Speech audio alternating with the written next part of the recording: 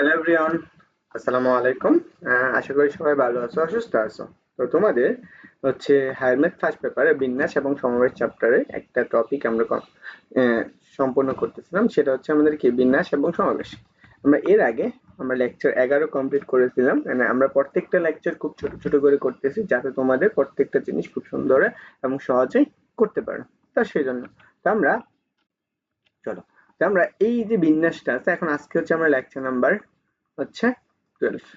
আমরা lecture number 12 এ আজকে নতুন দুইটা ম্যাথ করব এবং প্রত্যেকটা ম্যাথ আমরা চেষ্টা করব বুঝে বুঝে সলভ করার জন্য। তো চলো আমরা এই প্রশ্নটা একটু সমাধান করার চেষ্টা করি। কি বলছে, ইঞ্জিনিয়ারিং শব্দটির বর্ণগুলো কত রকমের সাজানো যায়। এখানে বলছে স্বরবর্ণগুলো ক্রম পরিবর্তন না করে, তাহলে স্বরবর্ণগুলো ক্রম পরিবর্তন না করে কতভাবে সাজানো যায়।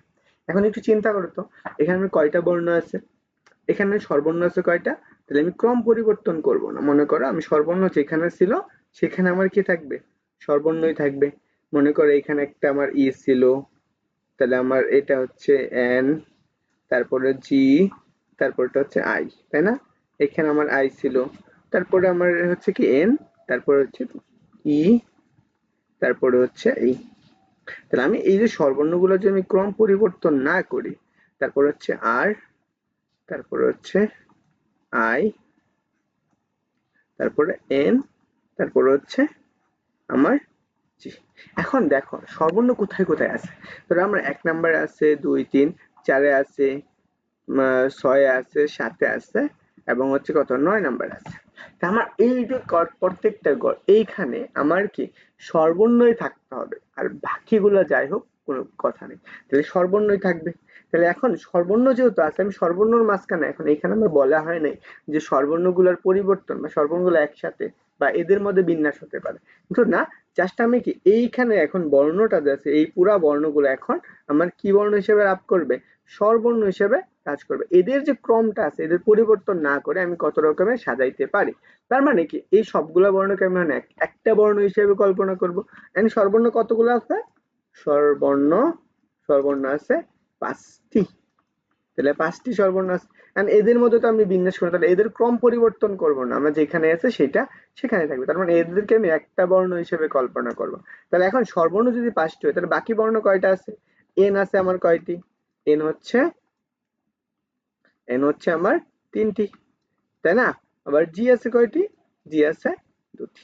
তাহলে এই যে এখন তাহলে আমি আর কয়টা আছে, আর হচ্ছে 1টি। তাহলে আমি এখন টোটাল বর্ণ কয়টা, এখন সব মোট বর্ণ হচ্ছে, মোট বর্ণ হলো কয়টি, 11টি। বুঝতে পারছো? মোট বর্ণ 11টি। তাহলে এই বর্ণগুলা নিয়ে এখন আমি কতভাবে বিন্যাস করতে হয়, তাহলে এদের মধ্যে যেহেতু পরিবর্তন নাই, তাহলে স্বরবর্ণগুলার ক্রম পরিবর্তন করব না, তার মানে যেটা যেখানে ছিল সেখানে। তাহলে আমাদের মোট বিন্যাসটা আসবে কত, তাহলে মোট বিন্যাস, তাহলে মোট বিন্যাস আমি টোটাল বর্ণগুলা, তাহলে টোটাল বর্ণের উপর ফ্যাক্টোরিয়াল, তাহলে আমি কেন ফ্যাক্টোরিয়াল, তাহলে 11 ফ্যাক্টোরিয়াল। নিচে কত আছে, নিচে এখন দেখো, তাহলে আমি স্বরবর্ণকে আমি এখন একটা বর্ণ হিসেবে কল্পনা করতেছি, তাহলে আমার এখানে কত আসবে 5 ফ্যাক্টোরিয়াল।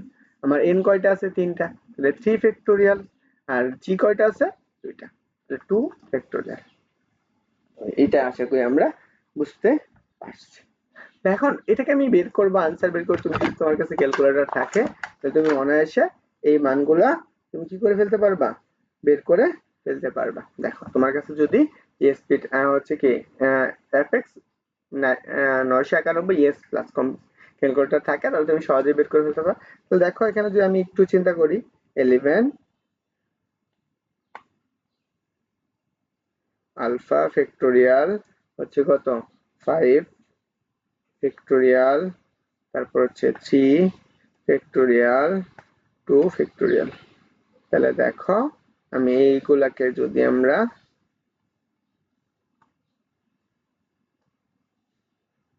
তাহলে দেখো আমরা এটাকে গুণ আমরা মান পাবো, সেটা হচ্ছে কত 2 7 7 2 0, এত ভাবে সাজানো যায়, সাজানো। আশা করি আমরা এইটুকু আমরা বুঝতে পারছি। তাহলে আমি প্রত্যেকটা ম্যাথ সুন্দর করে তোমাকে ব্যাখ্যা সহকারে বুঝাই দিতেছি, তুমি আশা করি প্রত্যেকটা জিনিস এরকম করে তুমি সলভ করতে পারবে। তো আমরা এই উদাহরণটা সলভ করার পরে আমরা যে অনুশীলনীগুলো আছে সেগুলো সলভ করব। তারপর তো আমরা যেগুলো সলভ করে দিচ্ছি সেগুলো অবশ্যই অবশ্যই অবশ্যই মাথায় রাখার চেষ্টা করবো এবং প্রত্যেকটা জিনিস খুব সুন্দর করে বুঝে বুঝে ক্যালকুলেশন করো। একটা জিনিস বারবার করো, তোর মনে থাকবে। অবশ্যই অবশ্যই ক্লাসটা কেমন লাগছে অবশ্যই কমেন্টে জানিও এবং বন্ধুদেরকে মেনশন করে দিও। চলো আমরা আরেকটা ম্যাথ সলভ করে ফেলি। ওকে,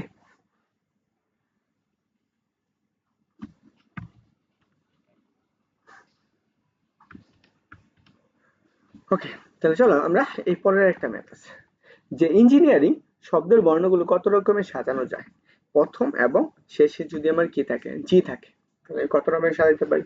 তাহলে মনে করো ইঞ্জিনিয়ারিং বর্ণে কয়টা বর্ণ আছে, আমরা 11টা আছে না। এখন আমরা 11টা বর্ণের এই প্রথমে জি এবং আরেক কোথায় আছে, শেষে জি।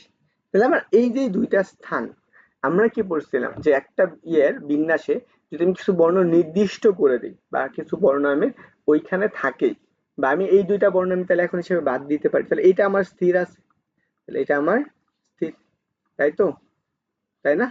এই যে স্থির বর্ণটা যা আছে তা এর জন্য আমার বিন্যাস সংখ্যাটা কত, এখানে তুমি যাই পরিবর্তন করো এই দুইটা যেই থাকবে, তো এদের মাঝ বরাবর যে পরিবর্তনগুলো হবে সেটা, তাহলে আমার টোটাল যে বর্ণগুলো আছে, টোটাল বর্ণ কয়টা আছে আমরা পড়ছি 11টি।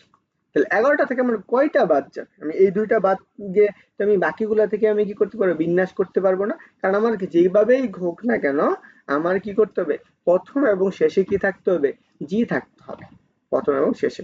তাহলে আমার তাহলে এখন মোট বর্ণ আছে কয়টা, তাহলে আমার মোট বর্ণ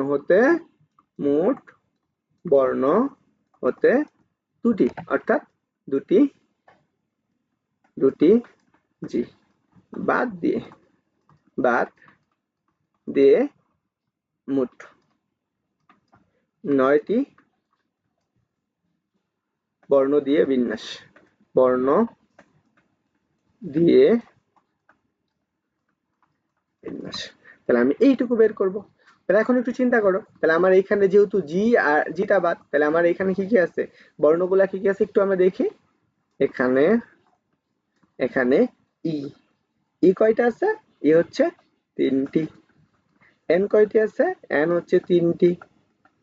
এবং জি কয়টা আছে, জি তো আমার এখানে গণনা হবে না কারণ আমরা এই দুইটাকে ফিক্সড করে দিছি।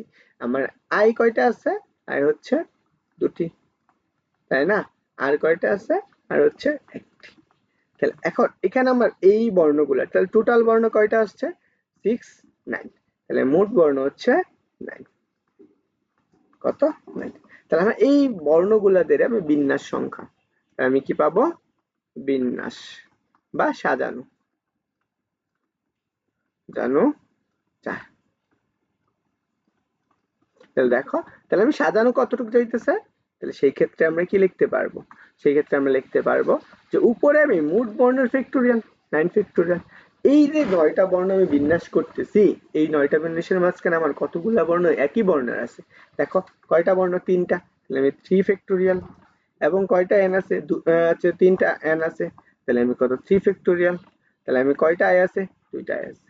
এখন আমার আরটা কি কাজ আসবে, না আর কাজ আসবে না, কেন আসবে না, কারণ এটা আমার কোনো একটা বর্ণ নির্দেশ করছে না। আমরা কিন্তু আগেই পড়াইছি একই বর্ণের যদি আমার কি একাধিক জাতীয় থাকে সেক্ষেত্রে বিন্যাসটা কেমন হবে সেটার সূত্রটা, যারা দেখো না তারা অবশ্যই প্রত্যেকটা টপিক সিরিয়াল অনুযায়ী দেখো, তাহলে তোমার জিনিসগুলো ক্লিয়ার হয়ে যাবে। তাহলে চলো আমরা এই মানগুলো একটু বের করে ফেলি। তাহলে আমরা 9 factorial, 3 factorial and 3 factorial into 2 factorial, আমি এখানে মানটা পাবো সেটা হচ্ছে 5040 উপায়ে সাজানো যায়। নো, আশা করি আমরা লেকচার নাম্বার 12টা খুব সুন্দর করে বুঝে ফেলতে পারছি। এখন পরে আমরা লেকচার নাম্বার 13 নিয়ে আলোচনা করব এবং ওই লেকচার নাম্বার 13 যে ম্যাথগুলো করব সেগুলো তুমি অবশ্যই অবশ্যই খাতা কলম নিয়ে বাসায় বসে ক্যালকুলেশন করবা, তাহলে তোমার জিনিসগুলো খুব সুন্দর করে ক্লিয়ার হয়ে যাবে। সবাই ভালো থাকো, সুস্থ থাকো, এন্ড সবার জন্য শুভকামনা এবং প্রত্যেকটা ভিডিও সিরিয়াল অনুযায়ী দেখো, দেখবা তোমার বিন্যাস চ্যাপ্টার নিয়ে যদি কোনো সমস্যাও থাকে সেটা আর কোনো সমস্যা থাকবে না, একদম এ টু জেড ক্লিয়ার হয়ে যাবে। সবার জন্য শুভকামনা রইল। আসসালামু আলাইকুম।